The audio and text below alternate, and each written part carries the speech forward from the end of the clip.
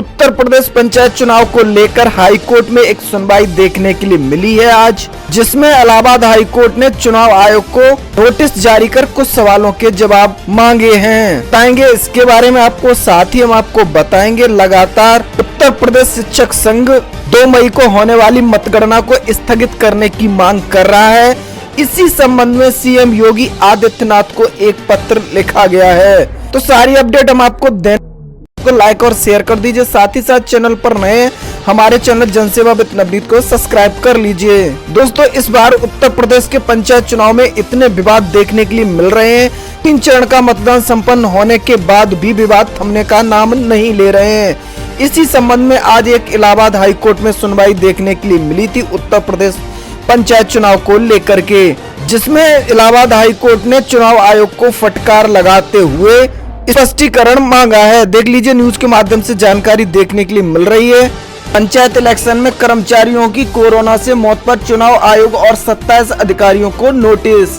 यहाँ आगे बताया गया है, इलाहाबाद हाई कोर्ट ने प्रदेश में पंचायत चुनाव के दौरान सरकारी कर्मचारियों की कोरोना से मौत को गंभीरता से लेते हुए राज्य निर्वाचन आयोग के क्रियाकलापों की कड़ी निंदा की है।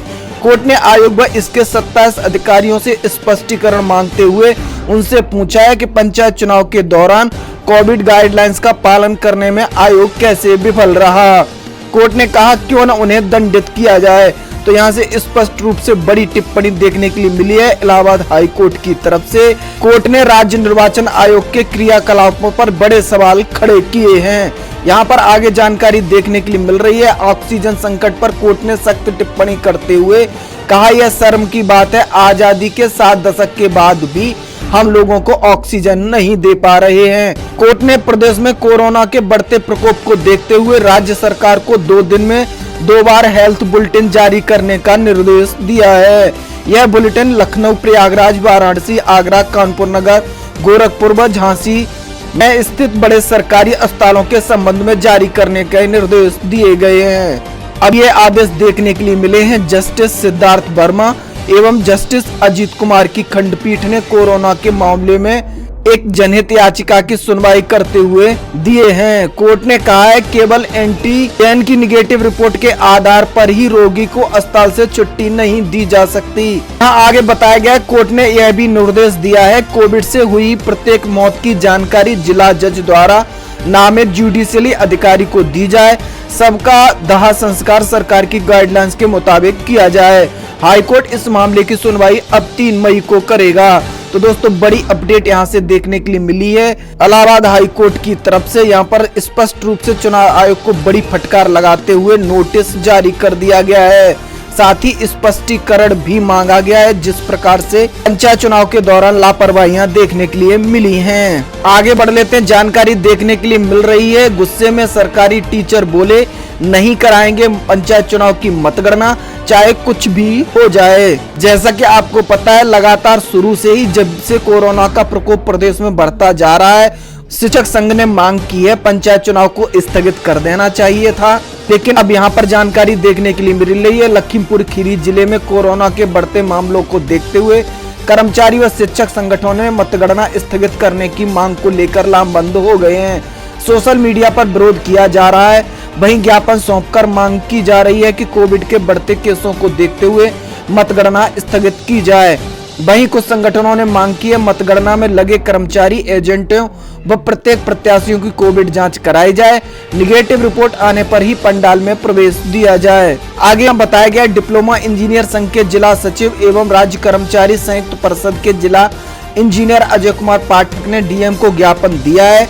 इसमें मांग की गई है चुनाव प्रक्रिया में लगे कर्मचारी बहुत तेजी से कोरोना से संक्रमित हो रहे हैं। चुनाव के बाद 3 अवर अभियंताओं की मृत्यु भी हो गई है, कई की हालत गंभीर बनी हुई है। मतगणना कार्य में भी तेजी से संक्रमण फैलने की आशंका है। कर्मचारियों की सुरक्षा के लिए सभी प्रत्याशी, मतगणना एजेंट एवं कर्मचारियों की कोविड जांच कराई जाए। रिपोर्ट निगेटिव आने पर ही पंडाल में प्रवेश दिया जाए। उधर राज्य कर्मचारी संयुक्त परिषद ने राज्य निर्वाचन आयुक्तों को ज्ञापन सौंप करके पंचायत चुनाव की मतगणना को स्थगित करने की मांग की है। ज्ञापन में कहा गया है, पंचायत चुनाव के बाद कोरोना के केस लगातार बढ़ते जा रहे हैं। अब मतगणना होनी है, मतपत्रों की गिनती की जानी है। मतपत्रों को कई लोगों ने छुआ है, उन लोगों में भी कई लोग कोरोना संक्रमित होंगे। गिनती करते समय कर्मचारी, शिक्षक, अधिकारी संक्रमण की चपेट में आ सकते हैं।